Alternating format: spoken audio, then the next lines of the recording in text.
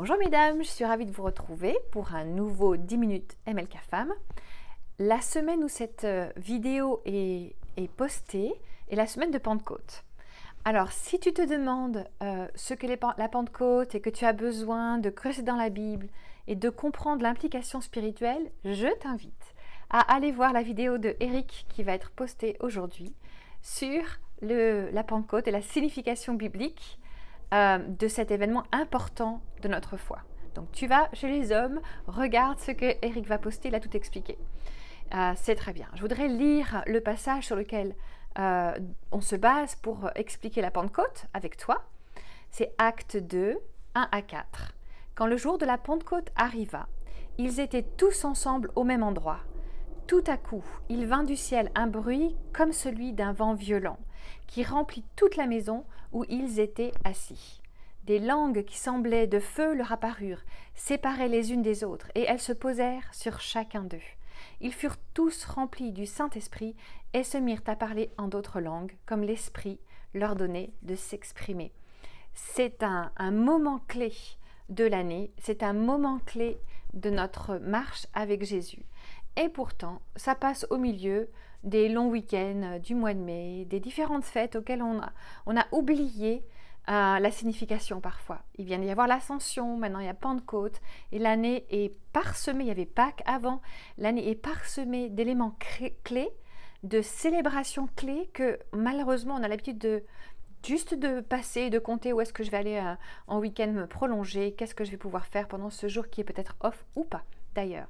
Alors j'aimerais aujourd'hui t'inviter à penser à faire une pause dans ces moments importants de l'année, pour pouvoir faire le point, regarder ce que ces moments t'ont apporté, regarder ce qu'ils signifient dans ta vie et ce que tu veux transmettre.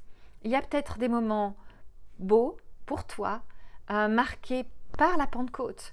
Moi, quand j'étais petite, on allait en colonie de vacances. Est-ce que toi, tu allais en colonie de vacances ? Si oui, tu peux noter dans les commentaires où tu allais et si tu as des souvenirs marquants par rapport à cet événement de la Pentecôte et du baptême du Saint-Esprit, de cette expression en d'autres langues en fait. Moi, je sais que ça faisait partie d'une recherche que les enfants des colonies dans lesquelles j'étais, à l'Opérette d'ailleurs, colonie Joie de Vivre, eh bien on recherchait en fait, et il se passait toujours une visitation spéciale du Saint-Esprit avec un événement marquant qui nous permettait d'ailleurs de tenir pendant l'année jusqu'à ce qu'on se retrouve à la prochaine colonie. Et le baptême du Saint-Esprit pour moi représente un souvenir joyeux, plein de rires et de témoignages d'enfants les uns après les autres parlant en langue. Pour moi, c'est un souvenir accroché à ma mère aussi, qui avait une foi très forte par rapport à ce baptême du Saint-Esprit. Si quelqu'un le désirait, elle priait et la plupart du temps, il ou elle le recevait. Sa foi était très active par rapport à se parler en langue. Cet événement de l'année qui a démarré au jour de la Pentecôte. Pour moi, c'était quelque chose de positif. Peut-être que pour toi, ça l'est moins. Peut-être qu'il n'y a aucun souvenir ou des souvenirs négatifs. C'est peut-être le moment de se poser, de faire le vide et de racheter ce temps. Parce que des fois, on se laisse voler en fait des célébrations importantes. On se laisse voler des clés qui nous permettent de nous souvenir, d'avoir un repère dans l'année de ce que Dieu fait pour nous et de notre marche avec Christ. Il n'y a pas longtemps, je tirais ma valise vide pour aller chercher des livres. On allait à une conférence.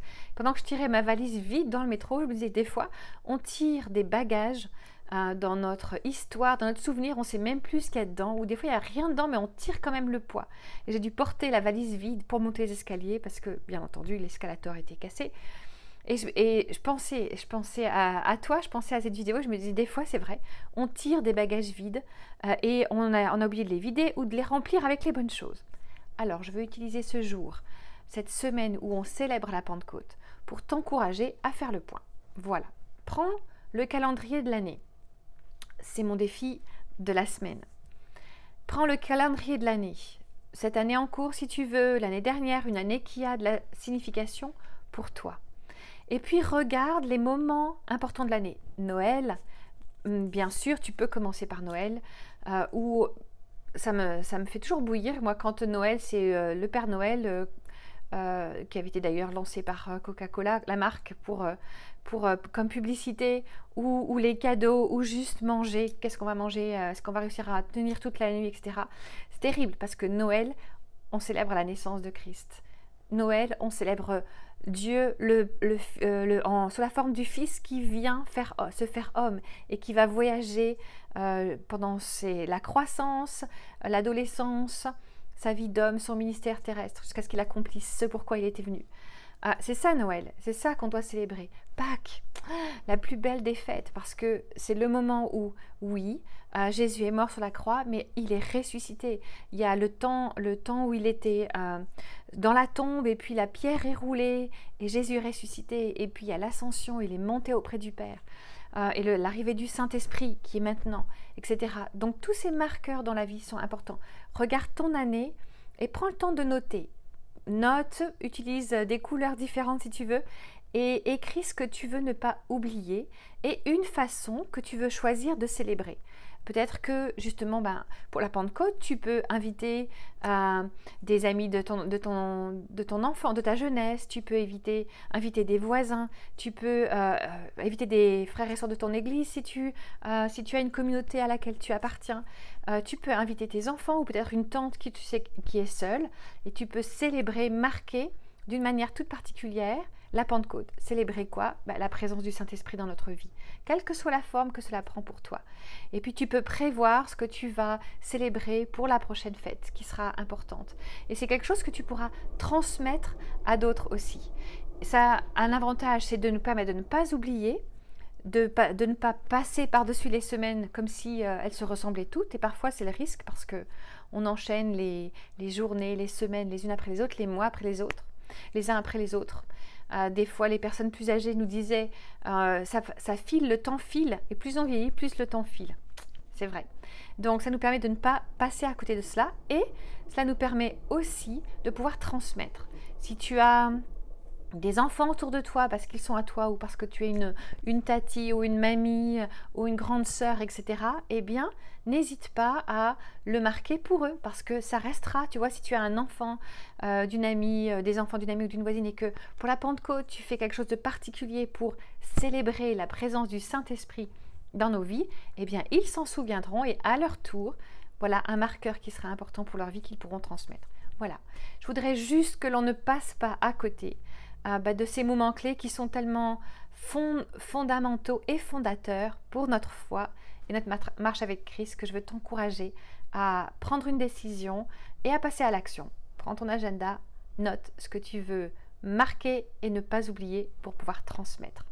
Voilà, que Dieu te bénisse en cette journée, en cette semaine, qu'il réponde aux désirs de ton cœur. Je prie pour que tu entendes le Saint-Esprit d'une façon toute particulière aujourd'hui. Et comme d'habitude, tu peux nous écrire à mlkfemme au pluriel @églisemlk.fr tes sujets de prière, tes sujets de reconnaissance. Toute l'équipe et moi-même, on est toujours très heureux de te lire et de pouvoir prier pour toi. Que Dieu te bénisse, à très bientôt.